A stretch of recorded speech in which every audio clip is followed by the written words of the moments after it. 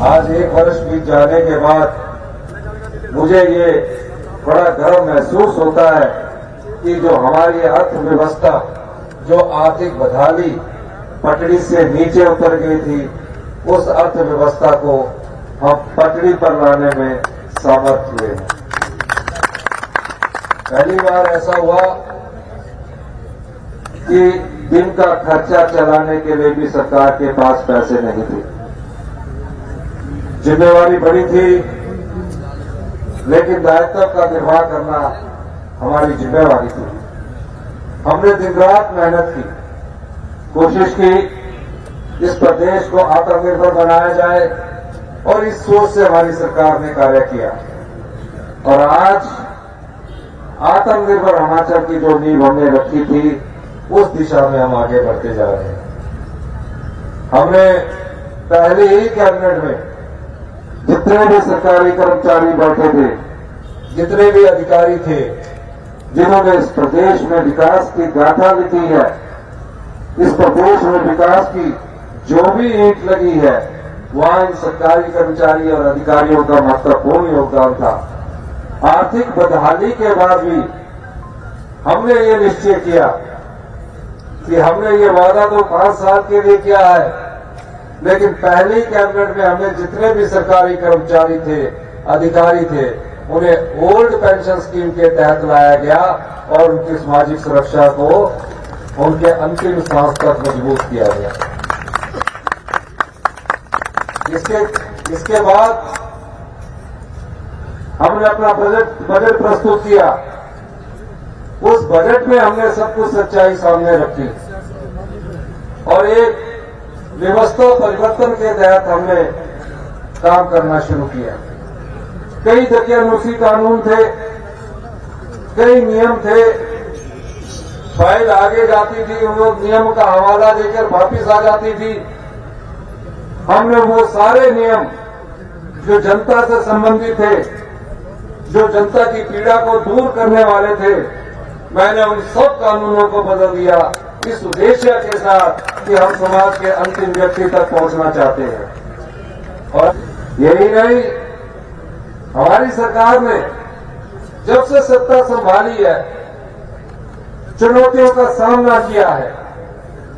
हमने कभी ये सोचा भी नहीं था कि इस प्रदेश में इतिहास की सबसे बड़ी आपदा आएगी, तो भाई का ऐसा भयंकर मंजर होगा कि पूरे प्रदेश में, चाहे वो मनाली से लेकर गगरेट विधानसभा क्षेत्र का अंतिम छोर क्यों ना हो, हर जगह तबाही का आलम था। 7 जुलाई की बरसात ने पूरे हिमाचल प्रदेश में तबाही का वो आलम बसाया कि इतनी अत्यधिक बारिश हुई कि कई घर टूट गए। और इस बात की प्रशंसा हमारी पार्लियामेंट में भी की, नीति आयोग ने भी की, भारतीय जनता पार्टी के पूर्व मुख्यमंत्री शांता कुमार जी ने भी की। ये सरकार की कर्तव्य निष्ठा ही थी, दृढ़ इच्छा शक्ति ही थी कि उन्होंने इन सब चुनौतियों का सामना किया। और सड़कें टूट गई, बच्चों के स्कूल बंद हो गए। हम दिन रात मेहनत करते रहे, हमारे मंत्रिमंडल के सदस्य, उप मुख्यमंत्री मुकेश अग्निहोत्री जी को ड्यूटी लगाई गई कि आप पानी की पूरी योजना देखिए। पीडब्ल्यूडी मिनिस्टर, सभी मंत्री रात के 12-12 बजे तक इस चुनौती का सामना करते रहे। और चुनौती को हमने कोई लड़ाई की तरह नहीं लड़ा, पूरे साजो सामान के साथ युद्ध की तरह लड़ा। और 48 घंटे में ये पहली बार हुआ होगा कि जिन क्षेत्रों में पानी पीने की योजनाएं भागी थी, 48 घंटे में हमने उन योजनाओं को सुचारू रूप से शुरू किया। ये सरकार की दृढ़ इच्छा थी। देखते रहे, जब चुनाव आएंगे तो तरह तरह के मुद्दे उठाकर आपके बीच में आएंगे। आपको ये सवाल पूछना है उनसे कि इस इतिहास की आपदा में आप कहां थे, कहां लुप्त हो गए थे, कहां, एक भी मुझे आप दिखा दीजिए। सोशल मीडिया का जमाना है कि गृह मंत्री से अनुरोध कर रहे हो कि कम से कम हमें इस हिमाचल प्रदेश के लोगों के लिए आर्थिक पैकेज तो दीजिए, नहीं दिया। फिर भी हमने संघर्ष किया और आज हम उस संघर्ष को आगे लेकर बढ़ रहे हैं। मैंने उन गरीब माँ बाप के बच्चे जो पढ़े लिखे होते थे, डॉक्टर बनना चाहते थे, डॉक्टर बनने के पैसे उनके पास नहीं थे क्योंकि फीस बहुत महंगी थी, हमने उनके लिए 1% ब्याज की दर से 1% ब्याज की दर से 20 लाख रुपए ऋण की सुविधा उपलब्ध करवाई है। ये सरकार की है। यानी कि कोई बच्चा डॉक्टर बनना चाहता है, इंजीनियर बनना चाहता है, कॉलेज में पढ़ना चाहता है, आर्ट्स में करना चाहता है, बीकॉम करना चाहता है, मेडिकल नॉन मेडिकल करना चाहता है, पॉलिटेक्निकल करना चाहता है, ITI करना चाहता है। अगर कोई बच्चा गरीब है, गरीब माँ बाप के बच्चों को बैंक से 1% ब्याज के हिसाब से 20 लाख रुपए तक का लोन मिलेगा। ये योजनाएं इस समाज में जो कमियां थी उसको दूर करने के लिए लाई गई है। ये सरकार की गुणवत्ता ही है।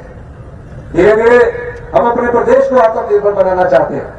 हम तकरीबन 95,000 करोड़ रुपए के कर्ज के नीचे दबे हुए हैं।